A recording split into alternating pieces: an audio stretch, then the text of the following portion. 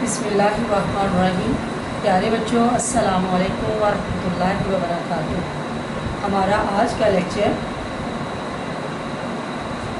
12 जून 2020 जमात नहम उर्दू रोज़ जुमा। नज़्म नात, शायर का नाम अमीर मीनाई। हमने बेटा कल जो है नज़्म हमद पढ़ी थी और आज नात पढ़ेंगे। हमद में अल्लाह ताला की तारीफ़ बयान की जाती है और नज़्म नात में हुज़ूर नबी करीम सल्लल्लाहु अलैहि वसल्लम की तारीफ़ बयान की जाती है। तो नात के शायर का नाम है अमीर मीनाई। अमीर मीनाई जो है इन्होंने बहुत सारी नज़में नात और जो है गज़लें वगैरह लिखी हैं। तो अमीर मीनाई का तारुफ़ थोड़ा सा देख लें।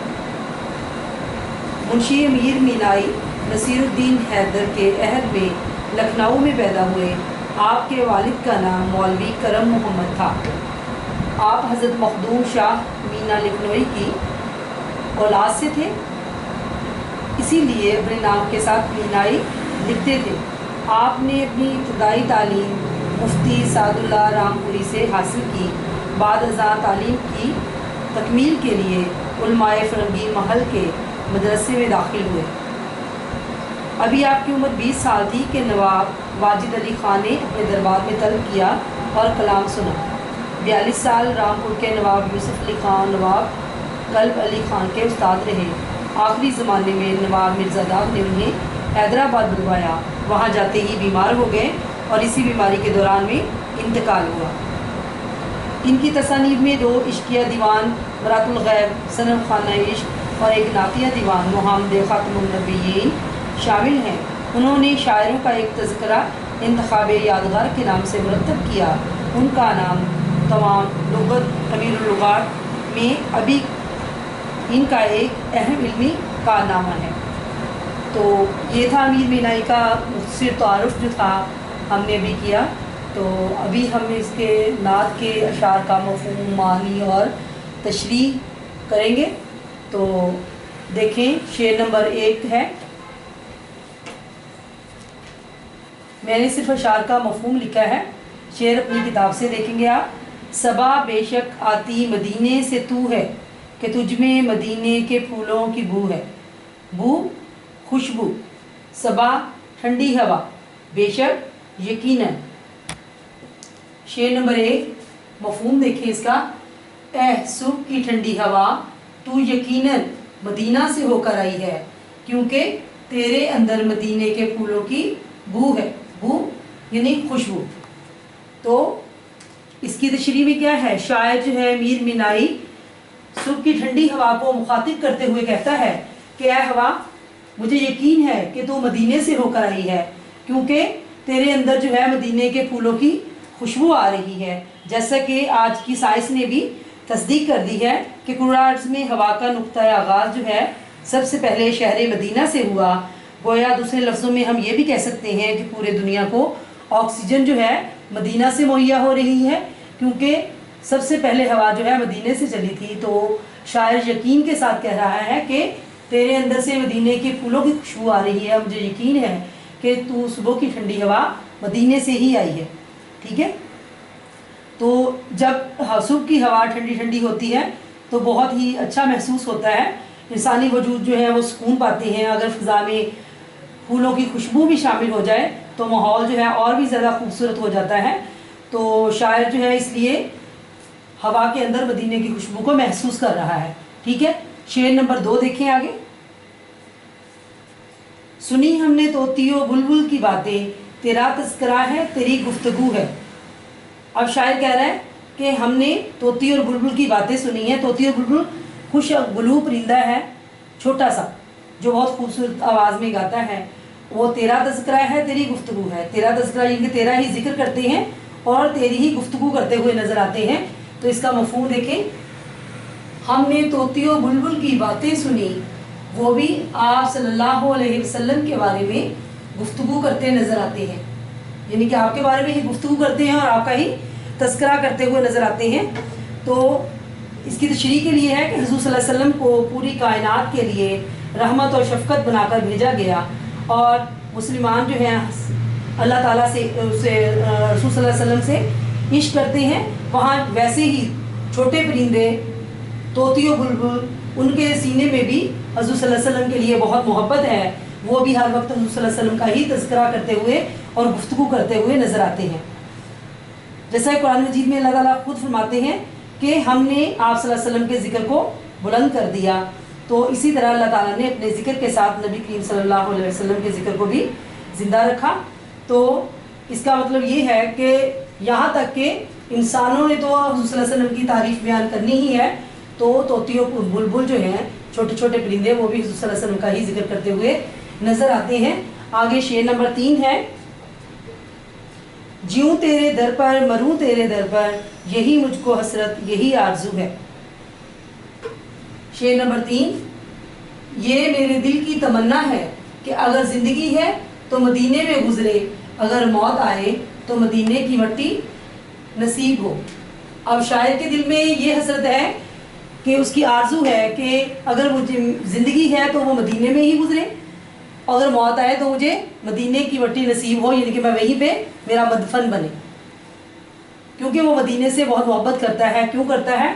کہ وہاں حضور صلی اللہ علیہ وسلم نے اپنی زندگی گزاری، تو اس وجہ سے وہ مدینے سے بہت محبت کرتا ہے کہ اگر میری زندگی ہے تو وہ مدینے میں ہی گزرے، اور جو موت آئے تو مجھے مدینے کی ہی مٹی نصیب ہو، کیونکہ ہر مسلمان کے دل میں یہ تمنا ہوتی ہے کہ وہ مدینے میں جائے، اور اللہ تعالیٰ کی طرف سے مدینے کی طرف حضور صلی اللہ علیہ وسلم کو ہجرت کا حکم ہوا تھا، تو مدینے کے صحراؤں میں انہوں نے قیام بھی کیا، اور وہیں پہ مدینہ کی گلیوں میں انہوں نے گھومے پھرے اور وہیں پہ دفن بھی ہوئے۔ اس لیے جو ہے شاعر کو بہت زیادہ محبت ہے مدینے کی گلیوں سے، اور وہ چاہتا ہے کہ میری جو زندگی ہے مدینے میں گزرے۔ اسی طرح ہر مسلمان کی یہ خواہش ہوتی ہے کہ اس کی زندگی جو ہے مدینے میں گزرے، اور موت آئے تو وہاں کی مٹی نصیب ہو۔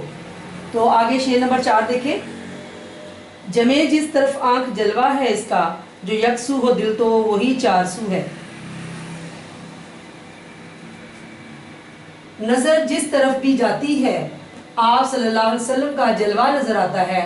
اگر دل کو نبی کریم صلی اللہ علیہ وسلم کی کامل محبت نصیب ہو جائے تو ہر طرف آپ صلی اللہ علیہ وسلم کا تذکرہ پایا جائے۔ اب شاعر جو ہے اس شعر میں بیان کر رہا ہے کہ اللہ نے اس کائنات کو بڑا خوبصورت تخلیق فرمایا ہے، اور اس خوبصورتی سے لطف اندوز ہونے کے لیے اللہ تعالیٰ نے انسان کو آنکھیں عطا کی ہیں، اور آنکھیں جس طرف بھی اٹھتی ہیں نبی کریم صلی اللہ علیہ وسلم کا ہی جلوہ دکھائی دیتا ہے، اور جس خوبصورت چیز کے حسن پر غور کرتا ہے وہ تو اللہ کے محبوب کا ہی عکس دکھائی دیتا ہے۔ شاعر یہ کہتا ہے کہ اللہ تعالیٰ نے یہ کائنات جو خوبصورت بنائی ہے یہ آپ صلی اللہ علیہ وسلم کی وجہ سے ہی خوبصورت بنائی ہے، اور انہی دولت اور حسن سے مالا مال کر دیا ہے۔ اور دوسرے مصرے میں شاعر کہتا ہے کہ اگر دل کے اندر حضور صلی اللہ علیہ وسلم کی محبت ہو، تمام کائنات کی محبتیں جب اکٹھی ہو جاتی ہیں تو محبت رسول صلی اللہ علیہ وسلم کی محبت جو ہے وہ وجود پاتی ہے، اور جب نبی کریم صلی اللہ علیہ وسلم کی محبت دل میں جگہ پا جاتی ہے تو اس کا رنگ سارے عالم میں پھیل جاتا ہے۔ تو جب انسان کے دل میں حضور صلی اللہ علیہ وسلم کی محبت ہوگی تو ہر طرف ہی آپ صلی اللہ علیہ وسلم کا جلوہ نظر آئے گا، اور انہی کا ہی چرچا نظر آئے گا۔ جو انسان دل سے حضور صلی اللہ علیہ وسلم سے محبت کرتا ہے تو زندگی میں کامیابی حاصل کر لیتا ہے۔ شعر نمبر 5 ہے آگے، تیری راہ میں خاک ہو جاؤں مر کر، یہی میری حرمت یہی آرزو ہے۔ میں نبی کریم کی راہ میں فنا ہو جاؤں، اس میں میری عزت و تکریم ہے۔ اب شاعر کہہ رہا ہے کہ نبی کریم صلی اللہ علیہ وسلم کے راستے میں ان کے اسلام کی تعلیم دیتے ہوئے، یعنی کہ میں فنا ہو جاؤں، میری زندگی ختم ہو جائے، اسی میں میری عزت اور اسی میں میری آبرو ہے، تو میں یعنی کہ ان کے راستے میں فنا ہو جانا چاہتا ہوں اور اپنی پوری زندگی انہی کے راستے میں گزار دینا چاہتا ہوں۔ اصل میں شاعر کی بہت بڑی خواہش ہے کہ وہ مدینے میں ہی جو ہے دفن ہو، اور ریاضت الجنہ میں یعنی کہ قبرستان میں ہی دفن ہو، ان کے وہ بہت بڑا اس کے لیے اعزاز ہوگا۔ آگے شعر نمبر 6 ہے، یہاں ہے ظہور اور وہاں نور تیرا، مقام بھی تو لا مقام بھی تو ہے۔ آپ صلی اللہ علیہ وسلم کی ذات کا ظہور اس دنیا میں بھی ہے، اور عالم اقدس میں آپ صلی اللہ علیہ وسلم کا نور ہے۔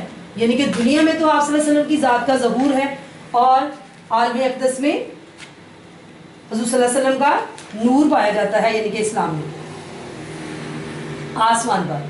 دوسرے مصرے میں شاعر کہتے ہیں کہ دنیا میں آپ صلی اللہ علیہ وسلم کا تذکرہ تھا، تذکرہ ہو رہا ہے، تذکرہ جاری ہے اور ہمیشہ رہے گا قیامت تک۔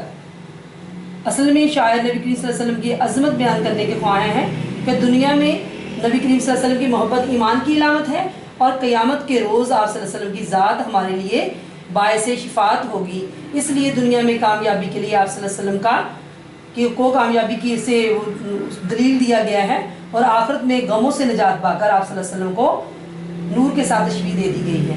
ٹھیک ہے، آگے شعر نمبر 7 دیکھیں۔ جو بے داغ لالا جو بے خار گل ہے، وہ تو ہے وہ تو ہے وہ تو ہے وہ تو ہے۔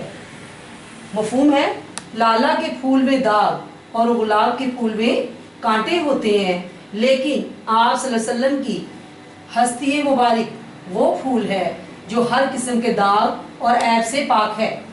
یعنی کہ شاعر نے حضور صلی اللہ علیہ وسلم کو پھول کے ساتھ تشبیہ دی ہے کہ لالا کا جو پھول ہے وہ خوبصورتی میں اپنے رنگ میں بے مثال ہے، اور جو گلاب کا پھول ہے وہ اپنی خوشبو میں اور خوبصورتی میں بے مثال ہے۔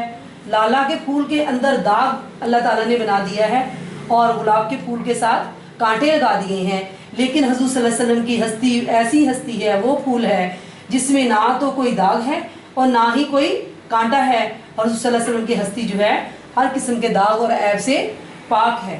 تو اسی لیے تو حضور صلی اللہ علیہ وسلم کی ہستی کو تمام دنیا کے انسانوں کے لیے نمونہ قرار دے دیا گیا کہ حضور صلی اللہ علیہ وسلم کی ہستی جو ہے ہر قسم کے عیب اور داغ سے پاک ہے۔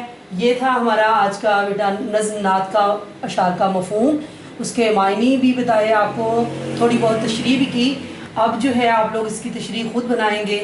تو یہ نظم کے 7 اشعار ہیں، ان اشعار کا مفہوم میں نے آپ کو بتا دیا ہے، تو آپ لوگوں نے ان کو اچھے طریقے سے مفہوم کو یاد کرنا ہے اور اس کی تشریح لکھنی ہے یا یاد کرنی ہے، تو اچھے طریقے سے آپ کریں گے اس کو۔ تو یہی ہمارا آج کا لیکچر تھا اور یہی آپ لوگوں کی آج کی ڈائری بھی ہے۔ اللہ حافظ۔